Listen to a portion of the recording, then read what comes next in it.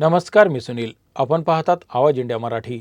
आता एक नजर टाकूयात महत्त्वाच्या घडामोडींवर.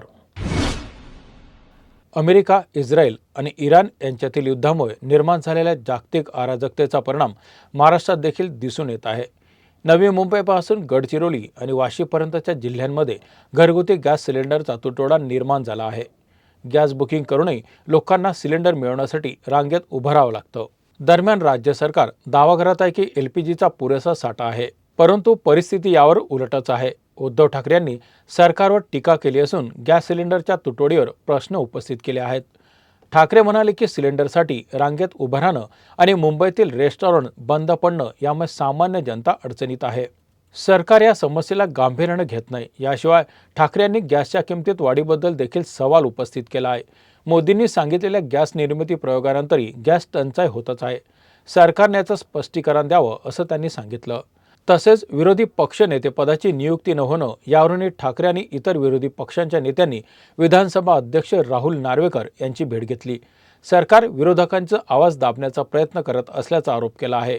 या सर्व घटनाक्रमामुळे महाराष्ट्रातील राजकीय वातावरण चांगलंच तापलं आहे.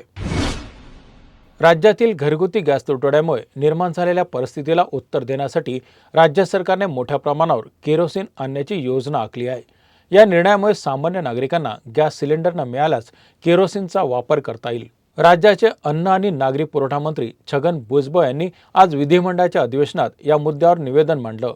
भुजबळ यांनी स्पष्ट केले की BPCL, HPCL आणि IOCL या प्रमुख पेट्रोलियम कंपन्यांच्या प्रतिनिधींशी केलेल्या चर्चेत घरगुती गॅसचे दैनंदिन उत्पादन 9,000 मेट्रिक टनावरून 11,000 मेट्रिक टनापर्यंत वाढवण्याची माहिती दिली. या कंपन्यांनी LPG उत्पादनातील सर्व अडचणी दूर करण्याचे वचन दिलं. तसेच घरगुती गॅस उत्पादनाला सर्वाधिक प्राधान्य दिले जाणार आहे. यानंतर गॅस उपलब्ध झाल्यास रुग्णालय, शैक्षणिक संस्था, वृद्धाश्रम, स्मशानभूमी यांना 100% प्राधान्य देण्यात येईल. छगन भुजबळ यांनी केरोसिनच्या वापराबाबतही भाष्य करताना सांगितलं की राज्यात केरोसिनचा पुरेसा साठा उपलब्ध आहे. उज्ज्वला योजनेच्या लाभार्थ्यांना केरोसिन देण्याची आवश्यकता नाही असं न्यायालयाने पूर्वी निर्देश दिले होते. मात्र आता न्यायालयाला माहिती देऊन केरोसिन उपलब्ध करून देण्याची योजना राबवली जाणार आहे. महाराष्ट्र गृहनिर्माण आणि क्षेत्र विकास प्राधिकरण यांच्या वतीने मुंबईतील नायगाव BDDचा पुनर्विकास प्रकल्पातील डॉक्टर बाबासाहेब आंबेडकर BDD संकुलातील 864 पुनर्वसन सदनिकांचं वितरण समारंभ आज आयोजित करण्यात आलं होतं. या कार्यक्रमात मुख्यमंत्री देवेंद्र फडणवीस, उपमुख्यमंत्री एकनाथ शिंदे, उपमुख्यमंत्री सुनेत्रा पवार, उपसभापती नीलम गोरे, मंगल प्रभात लोढा, स्थानिक आमदार कालिदास कोळंबकर, विधानसभा अध्यक्ष राहुल नार्वेकर आणि मुंबईच्या महापौर रितू तावडे उपस्थित होत्या. मुख्यमंत्री फडणवीस, उपमुख्यमंत्री शिंदे आणि उपमुख्यमंत्री सुनेत्रा पवार यांच्या हस्ते आज काही लाभार्थ्यांना त्यांच्या हक्काच्या घरांच्या चाब्या आणि ताबापत्र सुपूर्द करण्यात आलं. या प्रकल्पामध्ये 23 मजल्यांच्या इमारती बांधल्या गेल्या आहेत, ज्या नायगाव BDD चाळीतील 166 चौरस फुटाच्या घरात राहणाऱ्या रहिवाशांना 500 चौरस फुटाचं घर देत आहेत. या 864 पुनर्वसन सदनिकांचं वितरण करण्यात आलं, ज्यामध्ये पोलीस कर्मचाऱ्यांना आणि त्यांच्या कुटुंबियांना सदनिकांचा समावेश आहे. मुख्यमंत्र्यांनी सांगितलं की BDD चाळीचा पुनर्विकास 40 वर्ष गाजणारा प्रश्न होता.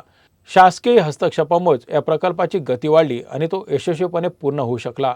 आजचा दिवस BDD चाळीच्या नागरिकांसाठी आनंदाचा आहे असं फडणवीस यांनी म्हटलं आहे.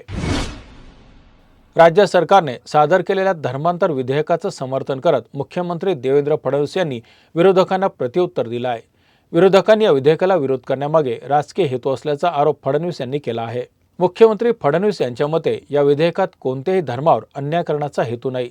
धार्मिक स्वातंत्र्याने स्वच्छेने धर्मांतर करण्याचा अधिकार प्रत्येकाला आहे, परंतु जर कोणत्याही व्यक्तीला जबरदस्तीने किंवा प्रलोभन दाखवून धर्मांतर करण्यास भाग पडलं जात असेल तर त्यावर कायदेशीर कारवाई केली जाईल.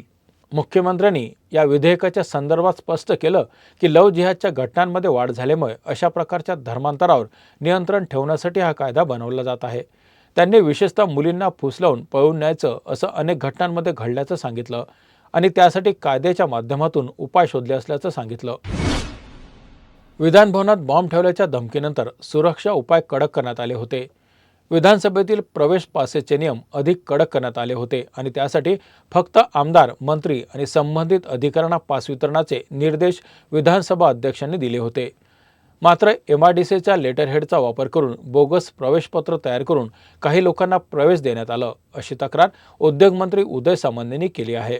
उद्योजक उदय सामंत यांच्या अधिपत्याखाली असलेल्या MIDC विभागाच्या अधिकाऱ्यांनी खोट्या लेटरहेडवर अधिकाऱ्यांची नावे आणि खोट्या सह्या करून बोगस पास वाटप केल्याची धक्कादायक माहिती समोर आली आहे। हे पास 2000 ते 5000 रुपयांच्या मोबदल्यात काही शिपायांनी दिले, अशी तक्रार उदय सामंत यांनी केली आहे। याबाबत सभापती राम शिंदे यांनी चौकशी समिती नियुक्त केली आहे आणि दोषी लोकांवर अधिवेशन संपेपर्यंत कठोर कारवाई केली जाईल, असं आश्वासन दिलं आहे। आज महाराष्ट्र विधानसभेत भाजपचे आमदार बबनराव लोणीकर यांनी महात्मा फुले आरोग्य योजना आणि आयुष्यमान भारत योजनेचा लाभ रुग्णालयांमध्ये योग्य प्रकारे न मिळाल्याचा मुद्दा उपस्थित केला। त्यांनी आरोग्यमंत्री प्रकाश आंबेडकर यांना त्यांचे मतदारसंघातील एक रुग्ण बायपास शस्त्रक्रियेसाठी पात्र असून देखील त्याला कमी मदत मिळत असल्याची तक्रार केली। लोणीकर यांनी सांगितलं की विठ्ठल कदम नावाच्या शेतकऱ्याला बायपास शस्त्रक्रियेसाठी 11 लाख रुपये खर्च होण्याची अपेक्षा होती, पण त्याला 6 लाख रुपये केंद्र आणि राज्य सरकारकडून मिळायला हवे होते। मात्र त्याला फक्त 1 लाख रुपये मंजूर झाले, ज्यामुळे उपचार थांबले आहेत। यावर आरोग्यमंत्री प्रकाश आंबेडकर यांनी उत्तर दिलं, महात्मा फुले योजनेतील निकष आधीच स्पष्ट आहेत। आयुष्यमान भारत योजनेच्या समावेशामुळे रुग्णालयाच्या शुल्क संरचनेत सुधारणा झाली आहे, त्यामुळे योजनेत 1 रुपयाही देण्याची आवश्यकता नाही। त्यांनी लोणीकर यांना आश्वासन दिलं की जर कुठल्या रुग्णालयात योजनेचे नियम पाळले जात नाही तर त्वरित कारवाई केली जाईल। बीड जिल्ह्यातील पिंपळनेर येथील घटनेने संपूर्ण परिसराला हादरवून टाकला आहे। या प्रकरणात अल्पवयीन महिलेला अत्याचारासाठी जबरदस्तीने घरातून बाहेर काढलं जात असताना तिच्या पतीसह इतर कुटुंबियासोबत स्थानिक अधिकारी यांच्यावर कारवाई केली जात आहे। या घटनेमुळे महिला आयोगानं त्वरित दखल घेतली आणि स्थानिक पोलीस पाटील आणि ग्रामसेवक यांच्यावरही कारवाई करण्याचे आदेश दिले आहेत। यामध्ये पीडित महिलेचा पती, आईवडील, सासू सासरे आणि गावातील तत्कालीन सरपंच यांच्यावर एक गुन्हा दाखल झाला आहे। घटनेनंतर महिला आयोगाच्या हस्तक्षेपामुळे आणखी एक महत्त्वपूर्ण बाब समोर येते। बालविवाहावर होणारी कारवाई। या घटनेत पीडित महिला बालवयातच विवाह झाल्याने त्यावर लक्ष देत कारवाई केली जात आहे। या संदर्भात पोलीस आणि बालकल्याण समिती देखील गंभीर तपास करत आहेत आणि पतीविरुद्ध पोक्सा कायद्याअंतर्गत गुन्हा दाखल होऊ शकतो। अशाच नवीन बातम्या बघण्यासाठी बघत राहा आवाज इंडिया मराठी।